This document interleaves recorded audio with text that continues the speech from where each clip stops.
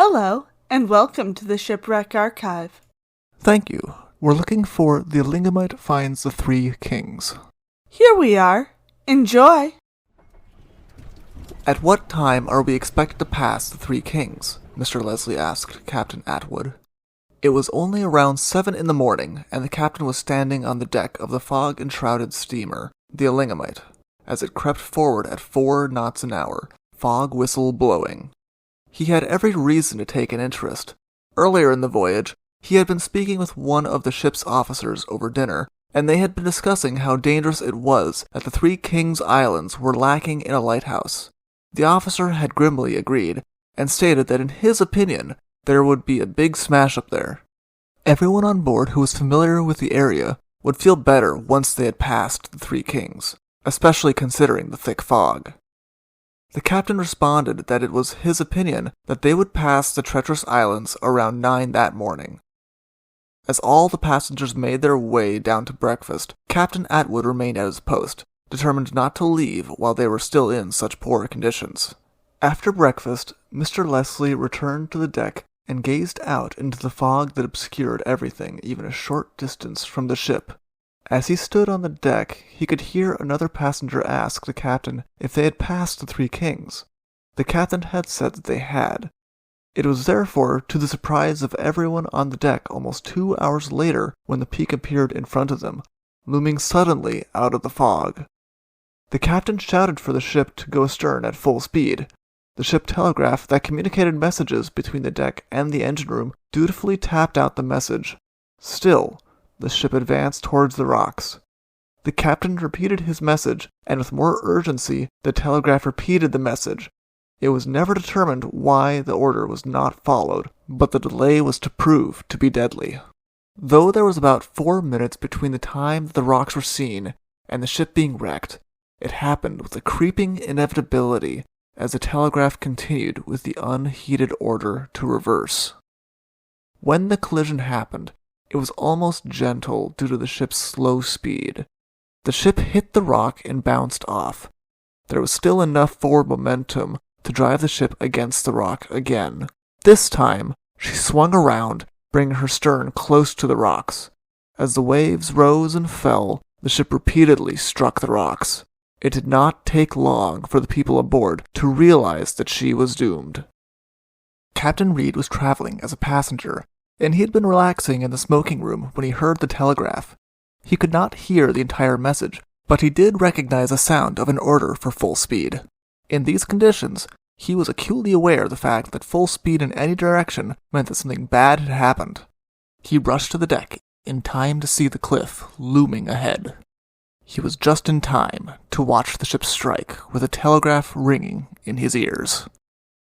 Passenger or not, Captain Reed was a man of the sea, and he went to Captain Atwood immediately to offer his assistance.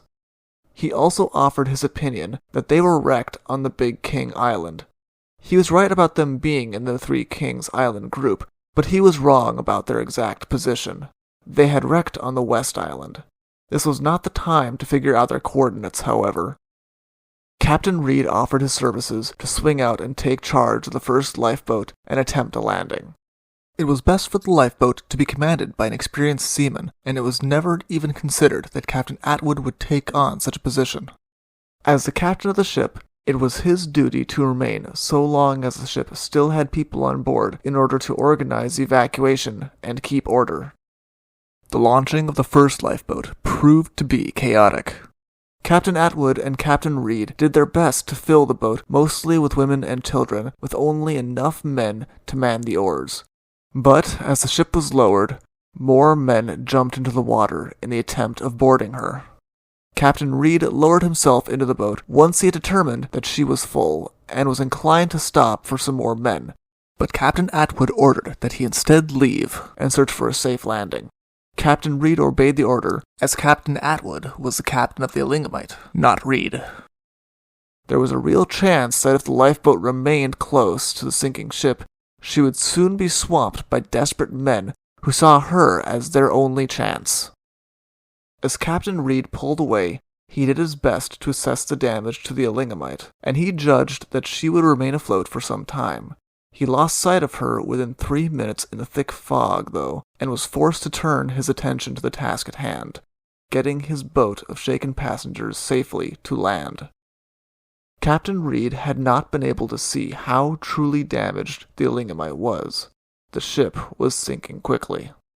This did make it easier to lower passengers onto the life rafts and lifeboats, as there was now less distance to go down. Captain Atwood remained calm and steady at his post, doing his best to ensure that everyone had lifebelts and that the evacuation remained orderly. Indeed, one of the few people who did not have a lifebelt on was Captain Atwood himself, who seemed far too preoccupied with everyone else's safety to worry about his own.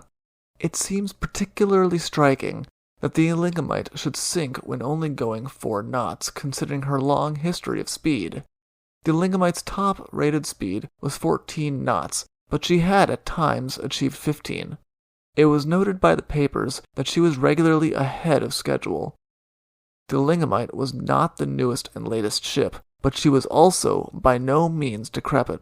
Indeed, she was often described as elegant.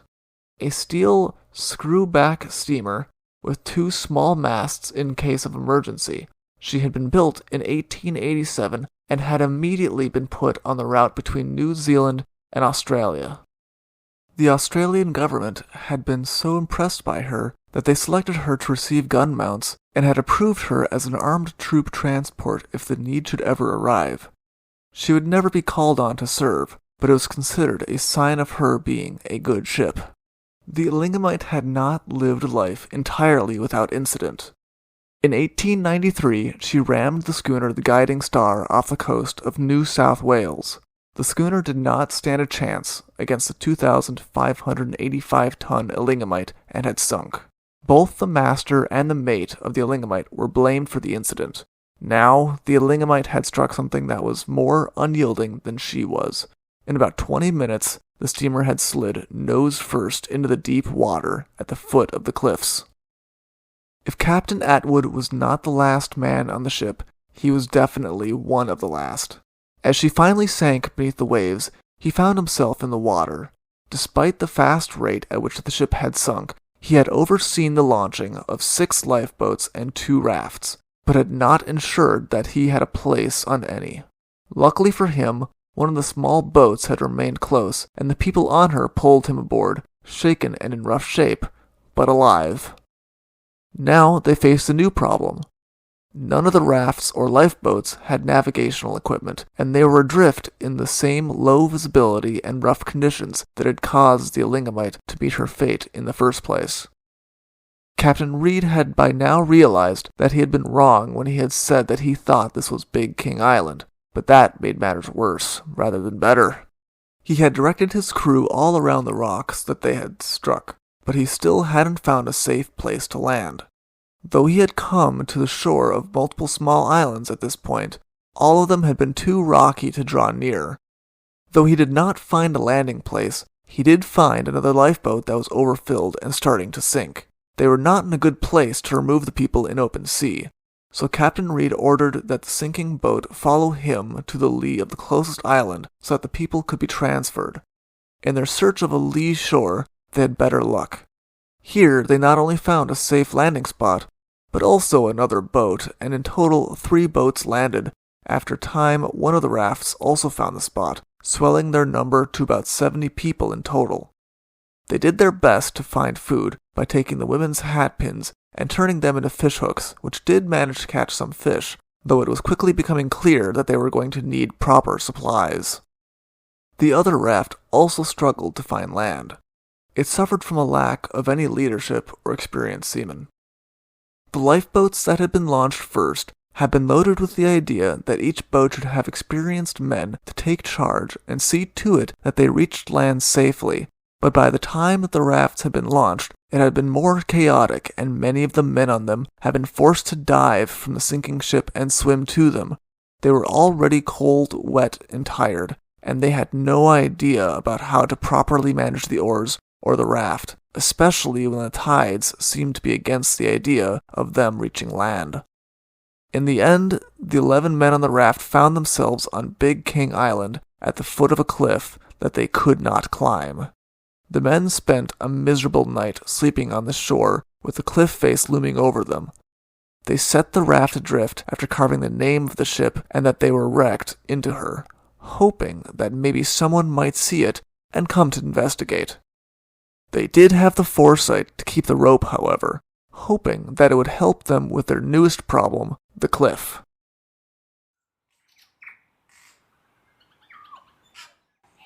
In the daylight, the men found that the cliff was less daunting than they had thought.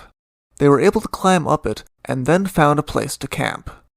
One man had some lucifers in his pocket, but they were so wet that they were useless. The thought was to dry them out, but the weather was not only still windy, but also still cloudy. In the end, one of the men pulled the glass from the face of his watch, and they were able to dry out the sulfur in little rolled balls under the glass from the occasions when the sun did peek through the clouds. They then fashioned these balls into new matches and attempted to light them. They had 6 in total, and it was only on the 6th attempt that they were finally able to light a fire, which made the entire situation more hopeful. They also found a good deal of drinking water and some goats, but they were not able to find any more people. After a fruitless attempt to catch goats, the men admitted defeat and resigned themselves to living off of crabs. Things were made better yet when Captain Reed arrived in one of the lifeboats. Captain Reed was not a man to sit still. No sooner had he landed, but he became determined that the next day he wanted to return to the wreck in search of supplies. The only things that they had managed to land with was a cask of water and a cask of brandy, and the brandy was almost immediately and gallantly dispensed to the women in the party. The water proved to be less needed because there was a small spring nearby that Mr. Leslie soon had turned into a pool by taking an axe to the rock it flowed over. The men also did their best to build the women a shelter against the poor weather before going and spending a fairly sleepless night trying to ensure that the boats were not smashed in the poor weather. The next day, Captain Reed and 6 men to man the oars set out to try to find what they could among the wreckage. They first made a detour because one of the men remembered that one of the ship's stewards had left the small boat with the intention of trying to find land himself. The last anyone had seen of him, he had found a rock that he was standing on. They found the man still on the rock, crouched down after a miserable night, and rescued him. They then continued to the wreckage. They did their best to find the spot where the ship had gone down, but without a compass they could not go too far, and they could not be certain of the exact spot anymore. What they mostly found were the bodies of the dead. In the end, they were forced to give up, having only recovered 2 cases of whiskey, some oranges, and some onions. Now they tried to make their way back to their camp, but they found themselves thwarted by the winds and the tide. The men had been rowing for 2 days, their hands were bleeding, and they had not eaten. They were in no condition to fight the elements. Remembering that there were goats on Big King Island, Captain Reed gave up and changed his course. The weather had still not improved, and Captain Reed did not dare leave the boat, knowing that there was a good chance of it getting smashed if they tried to pull it up on shore. Instead, he gave his men permission to go on shore and enjoy the fire that the men who had landed on the raft had managed to light, and he would stay overnight in the boat and keep it safe. The men who had been on the raft had enjoyed an easier night, and Captain Reed hoped that they would be able to take over the oars of the boat from his men and help transport everyone to Big King Island. On the larger island, there was at least some game to catch, making it comparatively comfortable. He never needed to make the attempt, however. While everyone tried to hunt for provisions the next morning, one of the men started to shout, and pretty soon everyone saw the yellow stack of a steamer coming towards them. Captain Reed was cautiously optimistic, since he had already seen one ship pass by them in the distance. The 3 King Islands were a known shipping hazard, and no ship happily came close to them unless they had business there or had lost their way like the Elingamite had. The men took the fire they had lit, and they spread it to the scrub, hoping that the wet and green wood would create a lot of smoke that would be easy to spot. They watched as the steamer rescued some people off on another part of the island, and then swung in their direction. The Zealandia had been going on its normal route when it had come across several whaling vessels, all of which were flying flags of distress. The boats had been out all night, hoping for a passing ship to spot them. Slowing to see what was wrong, the men from the whaling boats told them a story that caused the Zealandia to immediately alter course. A boat from the Elingamite with 52 people on board had made its way to Ho'ora almost a day after the wreck and had raised the alarm. There were no ships large enough to attempt a rescue to Ho'ora, and so they had done the next best thing and set boats out to intercept a large enough ship to save the people who they were hoping were wrecked on Three Kings Islands. The only information the people on the lifeboat had been able to give them was that if there were any survivors, that was where they would be. Once the people on the Big King Island had been saved, they directed the Zealandia to the spot on the middle island where the 3 lifeboats had landed. The Zealandia was a more than welcome sight there as well. Better yet, the Zealandia brought news that they had passed the Greyhound and had sent it to go retrieve the people who were stranded in Ho'ora. It seemed as though their ordeal was over. The passengers and crew of the Zealandia opened their sea chests, wardrobes, and pocketbooks for the disheveled survivors, as did the people who met the steamer in Auckland. Word had traveled ahead, and the town of Auckland had waited with anticipation to welcome the 89 people who stepped off of the Zealandia. Some of the people who welcomed the ship had known people on the ship and were hoping for good news. Some of them walked away disappointed. Even after the Greyhound arrived with the people from Ho'ora, not everyone was accounted for. One of the lifeboats with about 16 people on board disappeared without a trace. Although it had been sighted by several of the other boats while they had fought towards the shore, it was never determined what happened to it, though it was known that they had been struggling to make any progress towards land. More people yet had died of exposure and drowning immediately after the shipwreck. In total, there had been 136 passengers and 58 crew members when the Elingamite had left the dock. Of those numbers, 28 passengers and 17 of the crew died due to the wreck. The court of inquiry into the wreck found Captain Atwood guilty of grossly negligent navigation and suspended his certification. It was assumed that he had failed to note the location of the islands in question correctly on his charts, or had misjudged where his ship was located in relation to them.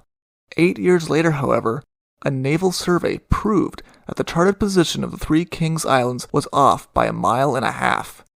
Acknowledging that there had been an injustice done, special legislation was passed to reopen the inquiry, and Captain Atwood was completely exonerated from any wrongdoing. He had navigated the best he could, considering the information he'd had at the time. The Elingamite remained in the public mind for far longer than is generally expected, for the very simple reason of her cargo. While the Elingamite was considered a passenger ship, she had cargo space as well, and in her hold she had carried a consignment of freshly minted gold coins. Each shiny new coin bore the face of King Edward VII, on whose birthday the ship had come to grief. The depth that the ship had sunk in, and the primitive nature of diving equipment at the time, combined to make this extremely difficult. That did not stop people from trying. After the wreck claimed the lives of 2 experienced salvage divers, including the famous Edward Harper due to decompression sickness, interest in the wreck diminished greatly. It was true that the salvage efforts had brought up some of the gold, but no one was willing to try where the best name in the business had not only failed, but also died. It would not be until 1965 that a diver would set eyes on the Elingamite again. Doak and Tarleton had come to the islands to spearfish, but when they had found signs of the wreck, they had determined to come back the next year. Now they had found coins. The Elingamite had been carrying 6,000 gold half-sovereigns, and though salvage efforts had found coins before the early 1900s, everyone knew that the bulk was still on the bottom of the sea. On January 12, 1907, it had been reported that about 1,700 pounds of the 17,000 pounds on board the ship had been recovered, and that had been one of the last salvage efforts. There was also silverware by Huddard Parker that was more than worth the effort. The silver and gold at the bottom of the sea would keep calling Doak and Tarleton back. It would not only create a new commercial diving fervor in New Zealand, but it would also cement both men in the annals of treasure hunting. Once they had found one treasure ship, they would go on to look for more, and they found them. They never found the full payload of the Elingamite, though. The pile of shiny gold coins would elude them. If you would like to learn more about this wreck, please see the New Zealand Herald from Thursday, November 13th, 1902 for some early first-hand accounts, or see the sources in the description below. Thank you for listening. Thank you for visiting the Shipwreck Archives. See you soon.